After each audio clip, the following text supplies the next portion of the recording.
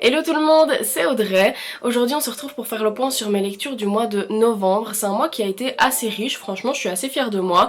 J'ai été relativement productive parce que j'ai 4 livres à vous montrer. 4 ça peut paraître pas énorme pour certains, mais moi qui suis une lectrice très lente, franchement je suis assez fière de moi. Il y a du bon, il y a du moins bon, je vous montre tout ça, c'est parti.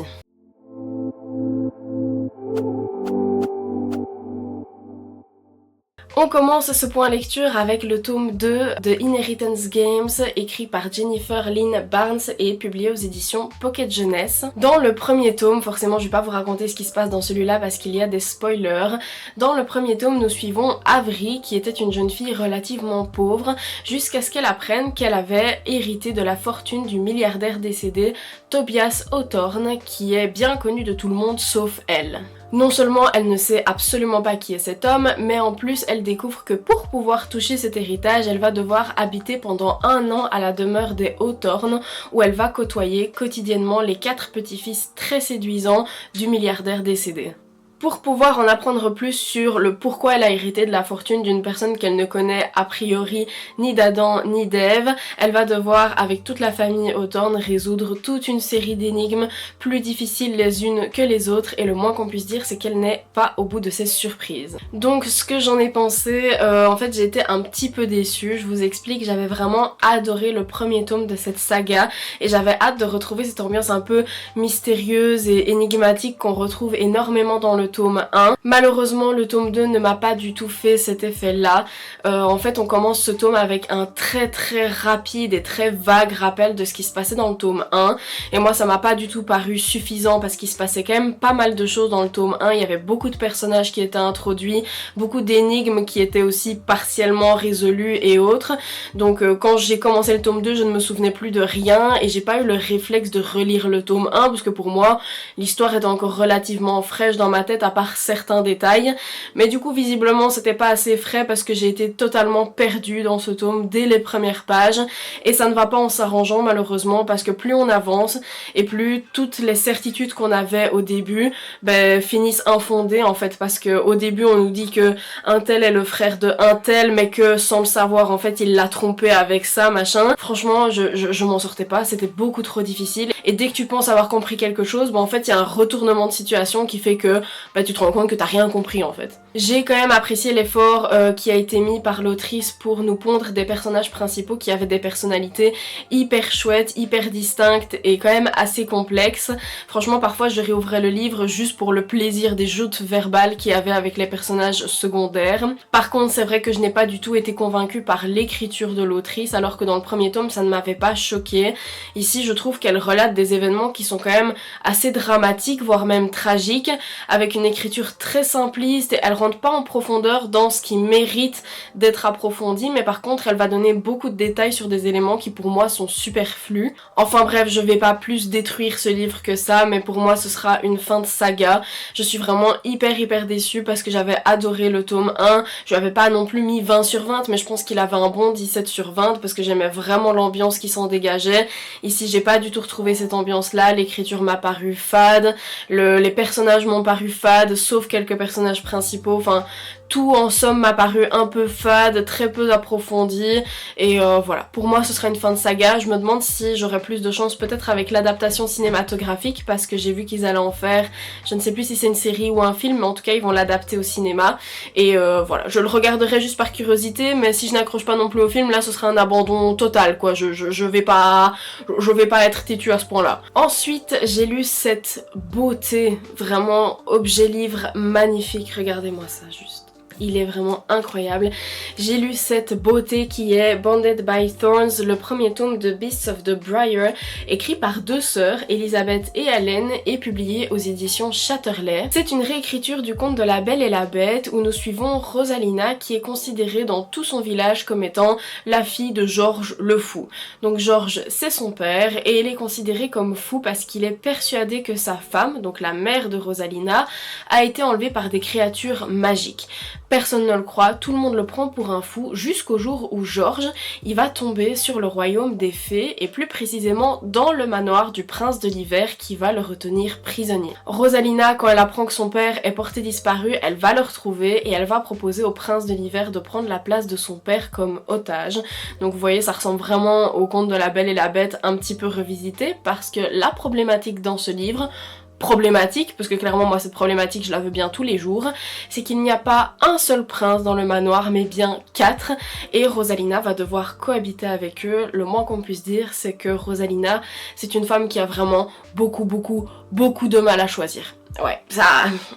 La lecture de ce roman, pour moi, c'était vraiment la définition d'un pari risqué, parce qu'en fait, j'adore les romans de Tacy, mais je suis vraiment difficile sur la romance dans le sens où j'aime bien quand elle ne prend qu'une petite partie de la fantasy. Pour moi, vraiment, les romans de Tacy, ça doit se baser, allez, on va dire à 90% sur le world building, sur l'univers, sur le contexte en général, et la romance ça doit vraiment être 10% du livre, ça doit juste être un petit plus qui fait pencher la balance par rapport aux autres fantaisies. Et le moins qu'on puisse dire, c'est que c'est pas du tout le cas ici, la romance elle prend une énorme place, et j'ai été servie quoi, on va le dire, j'ai été servie. Contre toute attente, j'ai vraiment adoré ce roman, j'y suis restée scotchée pendant 3 jours non-stop. Dès que j'avais l'occasion de l'ouvrir, même juste pour lire 2 pages, je l'ouvrais parce que j'avais trop hâte de retourner dans cet univers, de revoir les personnages, etc. Donc franchement c'est un gros point positif. Je me suis aussi beaucoup attachée aux princes qu'on découvre dans cette histoire qui sont très différents, ils apportent tous quelque chose de très différent dans leur relation avec Rosalina, et pourtant ils sont tous touchés par le même désespoir, la même malédiction, parce que du coup c'est comme dans La Belle et la Bête, les princes sont touchés par une malédiction et Rosalina doit les aider à défaire un petit peu cette malédiction. Évidemment on reste sur les codes classiques de la romance ici, spicy. La protagoniste principale, donc Rosalina, c'est vraiment un cliché ambulant, il n'y a pas de message hyper touchant, hyper poignant, et le fond de l'histoire c'est du vu et du revu, mais ça m'a pas manqué parce que je savais dans quoi je m'embarquais en commençant une lecture qui est déjà de base une réécriture de conte, donc on sait qu'on va pas avoir forcément un world building hyper différent de ce qu'on a l'habitude de lire, et du coup vu que je m'attendais pas à ça, ça m'a pas manqué et ça m'a pas choqué dans ma lecture quoi. La plume aussi des 2 autrices est vraiment très addictive, et je pense que c'est un des trucs que j'ai le plus aimé dans le roman, parce que comme je vous le disais, c'est pas le genre de lecture que je lis de base, et pourtant la plume était tellement addictive que je pensais qu'à reprendre le livre une fois que je l'avais terminé. Même quand je l'avais pas dans les mains, j'y pensais, je me disais tiens comment ça va se passer, et ça. Donc c'est que vraiment l'écriture des autrices m'a permis de rentrer à fond dans l'histoire et de m'approprier le contexte, les personnages et tout ça, et ça franchement c'est un gros point positif. Seul petit point négatif qui fait que ce n'est pas un coup de cœur, c'est que je trouve que certaines réactions et émotions de Rosalina étaient justifiées, mais pour moi pas compréhensibles pour autant. Donc on explique dans le livre pourquoi elle se sent comme ça, etc. Mais pour moi c'était pas logique. Après je sais qu'il y a des personnes ça va pas les choquer, etc. Donc vraiment c'est un petit point négatif, hein. Tout le reste c'était vraiment génial. C'est juste que au niveau de la profondeur des émotions, au niveau de la profondeur de certains messages, on n'y est pas quoi. Mais je pense que c'était pas non plus le but des autrices d'aller en profondeur dans les sentiments. Je pense que là on est vraiment sur du kiff quoi. Vraiment kiffer les princes, kiffer la protagoniste, kiffer le manoir et les méchants, et puis ça s'arrête là, et c'est ce que j'attendais de cette lecture. Je m'attendais à quelque chose de hyper léger et j'ai été servie et j'étais hyper contente à la fin de ce livre, et je pense que je vais acheter le tome 2. C'est même sûr et certain d'ailleurs. J'ai enchaîné avec le premier tome de Affronter la nuit de Marie Replin, donc qui est une booktubeuse, bookstagrammeuse, qui est connue sous le nom de Muffins and Books si je ne me trompe pas, et publié aux éditions Pocket Jeunesse. Dans ce livre, on entre dans un monde où le rythme des journées est dicté par 2 divinités, Auria qui impose une année de jour et Ombra qui impose une année de nuit, vous vous en doutez. Quand c'est Ombra qui prend le pouvoir, c'est-à-dire une année sur 2, les dragons sortent et s'attaquent aux innocents. Donc nous suivons Liv qui va être désignée par la déesse Auria, donc celle qui impose le jour, pour intégrer l'académie et être préparée physiquement et mentalement à défendre le village et à combattre les dragons. Elle va y rencontrer son entraîneur et capitaine Rylan, pour qui, vous vous en doutez, elle va ressentir un mélange de haine et d'attirance. Elle va aussi découvrir que l'académie dans laquelle elle fait du coup ses études et ses entraînements n'est peut-être pas ce qu'elle pensait, et remettre en question tout ce qu'on lui a toujours appris sur les dragons. Alors, je sais pas si vous avez le même ressenti que moi, mais rien qu'en vous racontant les résumés, je peux pas m'empêcher de faire des liens avec Fourth Wing, et malheureusement c'est ce qui s'est passé pendant toute ma lecture. J'ai trouvé qu'il ne se distinguait pas de Fourth Wing, il y avait beaucoup trop de similitudes, que ce soit dans les dragons, que ce soit dans la relation entre les humains et les dragons, que ce soit dans l'académie en général, le principe d'avoir un capitaine, elle est attirée par son capitaine et tout, enfin je vais pas spoiler Fourth Wing, mais là c'était trop évident, les ressemblances, on pouvait pas les louper, c'était juste inévitable en fait. Et même au-delà de ça, quand on réfléchit, on a des dragons, on a une sélection un peu au hasard pour savoir qui va se sacrifier pour son peuple, on a des factions avec des pouvoirs différents. Enfin pour moi, j'ai eu l'impression que l'autrice avait essayé de faire un mélange entre Divergente, Hunger Games, Fourth Wing, et malheureusement ça a pas du tout fonctionné pour moi quoi. En soi, c'est pas un problème d'avoir voulu faire un mélange de plein de sagas qui ont hyper bien fonctionné, mais pour moi, si tu te lances là-dedans en tant qu'autrice, tu dois forcément te démarquer par un élément, que ce soit la personnalité des personnages, que ce soit le contexte, le world building, que ce soit même les personnages secondaires ou quoi. Or là, j'avais l'impression de vraiment n'avoir rien de nouveau en fait, d'avoir que du recyclé, du vu et du revu, et du coup bah j'ai pas pris plaisir en fait à lire quelque chose que j'avais déjà lu dans d'autres sagas, et même au-delà du fait que j'ai pas pris de plaisir, à chaque fois que je lisais j'étais là mais c'est clairement Hunger Games, ou bah attends, ça c'est clairement repris de Divergente, ou mais ça c'est vraiment le genre de joute verbale qu'il pourrait avoir dans Fourth Wing. Après je dis pas, c'est difficile maintenant de se différencier avec toutes les romantécies, dystopies et autres qui sont sortis, mais j'ai lu plein d'autres livres avec des dragons et avec des relations amoureuses plus ou moins similaires qui arrivaient quand même toujours à se distinguer de par la nature de la relation, la personnalité et tout comme je vous disais. Donc là vous l'aurez compris, on est vraiment à l'opposé de l'originalité. Le personnage principal, donc Liv, est un cliché ambulant aussi. Sa relation avec les personnages secondaires, je l'ai absolument pas compris. Elle était pour moi bateau, et en fait j'ai l'impression qu'ils deviennent meilleurs amis en 2 secondes, et en plus il y a des timelapses, hein, donc faut pas demander. Et les timelapses aussi pour moi étaient problématiques parce que parfois on passait 6, 7, 8 mois d'entraînement et tout ça, où pour moi il y aurait pu par exemple avoir des batailles, avoir une consolidation du lien entre le personnage principal et le crush, ou alors entre les personnages principaux en général avec les autres étudiants de l'académie et tout, et ça a contribué au fait que j'ai eu l'impression qu'ils devenaient tous potes en 2 semaines. C'est qu'il y a tellement de timelapse qu'en fait tu vois pas leur relation évoluer, tu vois pas leur relation se consolider et tout ça, donc ça j'ai trouvé que c'était vraiment dommage. Par contre c'est vrai que la fin m'a un peu réconciliée avec le début, il y avait beaucoup d'événements, il y a un peu tout qui s'enchaînait, on n'avait pas le temps de s'ennuyer, donc tout le long du livre je me suis dit ouais non c'est bon, j'achèterai pas le tome 2 parce que malheureusement j'ai vraiment pas aimé le tome 1, mais à la fin je me suis dit je suis quand même curieuse de savoir comment ça se passe, donc je me laisserai peut-être tenter par le tome 2,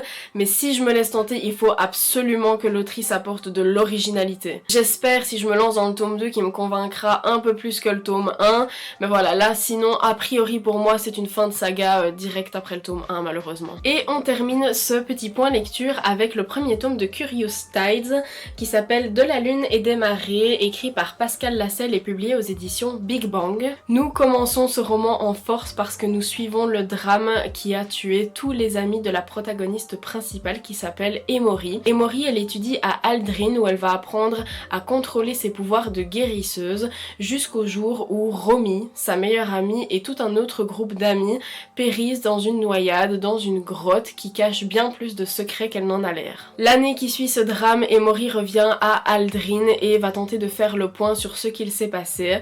Avec l'aide du frère de Romy, donc qui était sa meilleure amie, ils vont tenter de découvrir ce qui se cache derrière toutes ces disparitions mystérieuses.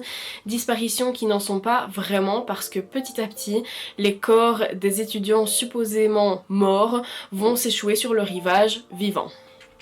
C'est bien ça Audrey. Première chose qui m'a vraiment séduite dans ce roman, et dès la première page, c'est l'écriture de l'autrice. C'est vraiment une dinguerie. J'ai commencé la première page, je me suis dit oh là là, ok, là elle met le niveau mais très très haut, c'était magnifique. En fait, j'ai pas les mots pour une écriture qui est aussi belle et aussi dramatique en même temps, parce que du coup les événements sont hyper tristes et tragiques, et son écriture est tellement belle et tellement romancée, tellement... J'avais l'impression de lire un conte presque, et je trouvais ça hyper agréable. Donc dès que j'ai ouvert le livre, je me suis dit... ça va être un coup de cœur d'office, rien que pour l'écriture ça va être un coup de cœur. J'ai trouvé que le début était un petit peu long à se mettre en place et en même temps c'est pas plus mal parce qu'il y a quand même beaucoup d'informations à retenir pour pouvoir suivre correctement l'histoire. Il y a beaucoup d'informations sur les foyers lunaires, sur l'influence de la lune, des marées et tout ça, sur les pouvoirs des étudiants, enfin c'est quand même assez complexe et du coup ça prend du temps à se mettre en place, mais c'est ce qu'on attend d'une fantasy en général, donc ça m'a pas choqué particulièrement. C'était pas toujours évident, mais une fois que j'ai capté le contexte, les pouvoirs, etc., j'ai réussi à vraiment rentrer dans le livre et à m'approprier l'histoire et à être à fond dedans. J'ai aussi beaucoup aimé les personnages et principalement la protagoniste qui est Emori. J'ai trouvé qu'elle avait une personnalité très différente de ce qu'on a l'habitude de lire. Elle fait des erreurs, parfois elle est impolie, parfois elle est irrespectueuse, elle a des comportements que toi tu lis et tu te dis mais attends c'est hyper méchant de faire ça ou quoi. Ça pourrait en déranger certains, moi j'ai trouvé que ça la rendait juste plus réelle, plus humaine aussi. C'est pas une protagoniste qui va se lancer dans n'importe quelle quête totalement insensée sans réfléchir et qui va foncer tête baissée. C'est quelqu'un qui réfléchit, c'est quelqu'un qui fait des erreurs, qui regrette, qui se rend compte qu'elle fait quelque chose de mal mais qui n'a pas le choix de le faire. Enfin, vraiment j'ai trouvé que ça la rendait plus humaine et ça me permettait de plus m'identifier à ce personnage. L'univers aussi est un très très gros point positif, il est incroyablement bien imaginé, le principe des phases lunaires, des marées et tout ça, j'ai trouvé ça incroyable et je trouve que ça a donné une dimension un peu mystique qui contribue à l'ambiance assez sombre et assez dark academia du livre que j'aime beaucoup. Seul petit point négatif parce qu'il en faut bien un, sinon ça aurait été un coup de cœur et malheureusement ça n'en est pas un, même si ça reste une très bonne lecture. Je trouve qu'à la fin ça part un peu dans tous les sens et qu'on perd le côté très pragmatique et tragique du drame qui se déroule au début. C'était pas dérangeant en soi, c'est juste que ça m'a un petit peu perdu parce que déjà pendant 400-500 pages on est ballotté avec plein de théories, plein de à mon avis c'est ça et peut-être que c'est ça et c'est à cause de ça machin, et à la fin on a un semblant de réponse qui m'a pas forcément satisfaite, mais vraiment c'est sur les 100 dernières pages hein, donc il y a quand même 80% du livre qui était un giga coup de cœur. C'est juste la fin où je m'attendais à autre chose, j'ai pas eu ce que je voulais, j'ai eu une autre théorie, une autre fin qui m'a pas forcément plu, mais je vais quand même lire le tome 2 et c'est sûr et certain je vais me lancer dedans à fond parce que l'univers, l'écriture, les personnages, il y a tout qui surpasse cette fin qui m'a un petit peu déçue quoi. Et voilà, c'est la fin de ce petit point de lecture, j'espère que ça vous a plu. N'hésitez pas à me dire en commentaire les livres que vous avez lus, ce que vous en avez pensé, si vous êtes d'accord avec moi sur les deux petites déceptions que j'ai eues pour le tome 2 de Inheritance Games et pour Affronter la nuit, et si vous êtes d'accord avec moi sur les petits coups de cœur, les bonnes lectures que j'ai eues pour Bonded by Thorns et Curious Tides. Bref, dites-moi ce que vous pensez de ces lectures-là en commentaire. On se retrouve là-bas pour en discuter. N'hésitez pas à me laisser un petit like si la vidéo vous a plu et à me soutenir tout simplement, à partager la vidéo autour de vous. Et voilà, je vous fais plein de gros bisous et on se retrouve la semaine prochaine. Salut!